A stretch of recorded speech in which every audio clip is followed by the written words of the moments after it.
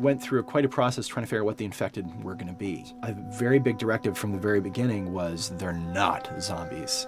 The early inception for it really came from a BBC video we saw called Planet Earth, where they were talking about a cordyceps fungus. As soon as we saw it, we were intrigued by the idea of what if it jumped to humans?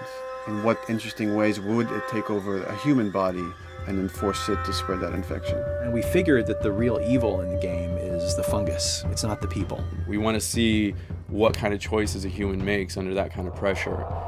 There's him. So as we're trying to develop the look of the infected, we went through so many different iterations, some that looked really alien and subhuman, some that looked just essentially like zombies, and we couldn't find like an original place for them. But one of our concept artists took a bunch of images of diseases or images of fungal overgrowth, and he kind of mashed it all together and he threw it on this person. It was definitely very challenging to try to convert that 2D concept into 3D, getting kind of the feeling right from all different angles. This isn't some decaying corpse on the ground. This is a living thing that's going to be coming after you in the world. And it seemed so creepy and so unique that right away we gravitated towards it, and it's like, this is our base infected. Everything should kind of come out of this look. They use a form of echolocation to track down their enemies. Just like bats or even some blind people can see by making a clicking sound. They're like, oh, what if they make this sound and now they can see in the dark?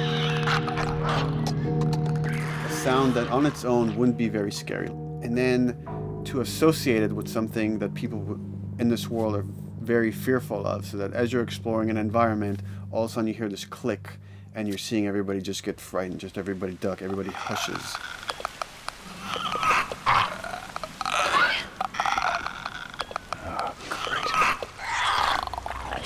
When the infected feels like it's going to die, it finds like a dark corner and it becomes part of the environment. The fungus grows out of there, and if the fungus lingers there long enough, then spores will come out, and if people can breathe those spores, they become infected as well. Pretty much everyone in this world has had one of their loved ones at least become the infected, so they lost someone this way. It's a pretty brutal fate if you know you're headed down that path. You've got some hard decisions to make. Yeesh. We actually made it. It's called luck. And it's gonna run out.